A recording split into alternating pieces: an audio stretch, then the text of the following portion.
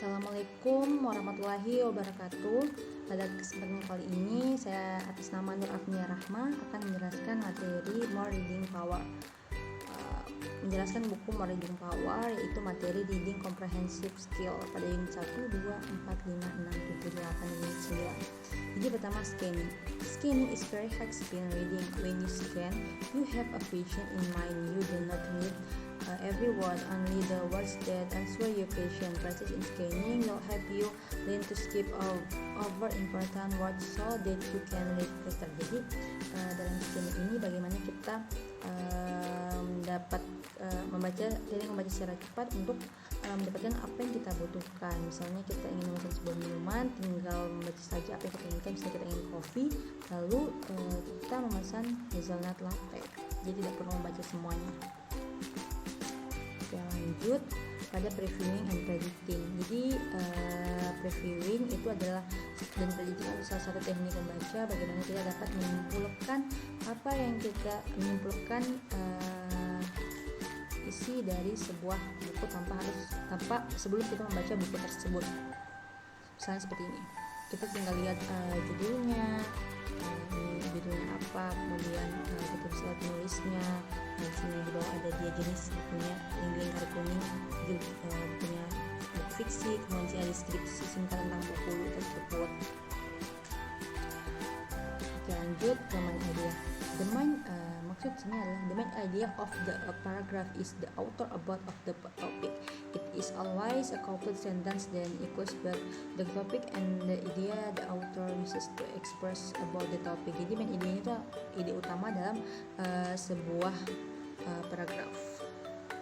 Nah, topik di sini itu mewakili apa yang jadi pembahasan umum dari sebuah teks. Sedangkan topik of paragraph itu gagasan utama atau pembahasan dalam sebuah teks, dalam sebuah paragraf. Nah, di sini topik of paragraph itu berbeda dengan main idea. Nah, terkadang itu topik itu tidak mewakili main idea. Kemudian skimming. Jadi skimming itu adalah teknik membaca cepat untuk menemukan sebuah ide utama gagasan dalam sebuah teks. Misalnya ini, kita mau mencari ide utamanya. Nah, ide utamanya itu kita dapat melihat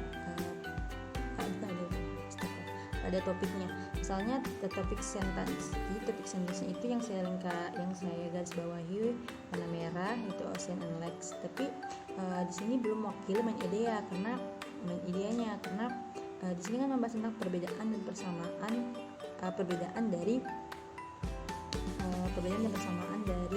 ocean dan lakes. Jadi main idenya itu discussion about the similarities and difference of ocean and lakes gitu. Nah, topiknya itu adalah ocean and lakes.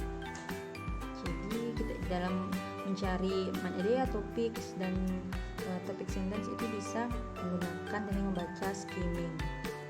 Lanjut, pattern of organization. Jadi secara ringkasnya pattern of organization ini adalah pola penulisan yang membantu kita untuk memahami sebuah teks.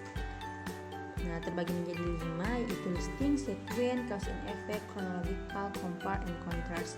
Jadi kita bahas satu-satu. Yang pertama listing. Nah, listing di sini itu menjelaskan bagaimana pola penulisan dengan menggunakan kata-kata yang menjadi daftar pendukung dalam teks tersebut, kalimat pendukung dalam teks tersebut. Nah, misalnya seperti ini. Di sini perbedaan teori pembentukan bulan. Nah, di sini ada kata-kata pendukung several, kemudian one theory, a second, yet another, the final theory. Lanjut sequence. Nah, sequence di sini salah satu pola penulisan dalam menulis sebuah teks. Di sini pola penulisannya berdasarkan urutan.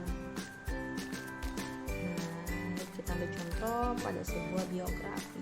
Nah, urutan pertama itu mulai dia lahir. Ini jadi wawancara lahir, kemudian namanya diubah pada umur 40 tahun, seperti itu. Lanjut pada cause and effect. Jadi pola cause and effect ini pola penulisan kalimat dalam pattern of organization. Para penulisan teks itu dengan menggambarkan sebab dan akibat dari apa yang ingin disampaikan. Nah, misalnya sini pada teks banjir. Nah, dalam teks ini menjabarkan tentang apa penyebab banjir tersebut bisa terjadi. Ya, ini pada yang digaris bawahi warna hitam, kemudian yang digaris bawah warna merah itu apa yang menjadi akibat dari terjadinya banjir tersebut. Lanjut pada chronological. Nah, di sini chronological itu menjelaskan pola penulisan sebuah teks dengan menggunakan urutan waktu. First, before, after, when, later itu menjadi signal wordnya. Nah, seperti ini. Bila kita ingin dalam teks menuliskan kehidupan sehari-hari. Nah, pertama mulai dari kita bangun seperti itu, kemudian after, setelah itu apa yang kita akan kerjakan dan lain sebagainya. Lanjut pada compare and contrast.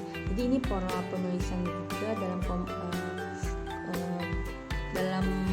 pola penulisan kalimat juga yang menjelaskan perbedaan dan persamaan dalam suatu hal. Jadi di sini dia lebih ke membandingkan kedua hal tersebut melalui persamaan dan perbedaannya. Misalnya seperti ini, kincir. Nah, di sini menjelaskan perbedaan dan persamaan dari sebuah kincir angin dan kincir angin dengan kincir air. Seperti itu. Lanjut ke making inference. Nah, di sini making inference ini bagaimana kita skill kita dalam menyimpulkan sebuah bacaan, misalnya dialog atau cerita yang belum ada kesimpulannya, lalu kita diminta untuk dapat menyimpulkan bacaan tersebut. Nah, seperti ini. Sini ada sebuah dialog, tapi kita belum tahu apa maksud dari dialog tersebut. Nah, seperti ini. Ternyata namanya yang pertama itu adalah Rina. Kemudian dia seorang perempuan. Terus mereka membicarakan tentang batik, tentang Rina yang diberikan ketika dia pulang dari Solo diberikan sebuah membuat batik. Seperti itu. Jadi ini merupakan cara kita untuk menyimpulkan sebuah dialog. Saya pikir itulah penjelasan materi-materi tentang reading comprehension skill dalam buku More Reading Power. Sekian, mohon maaf bila banyak kekurangan. Wassalamualaikum warahmatullahi wabarakatuh.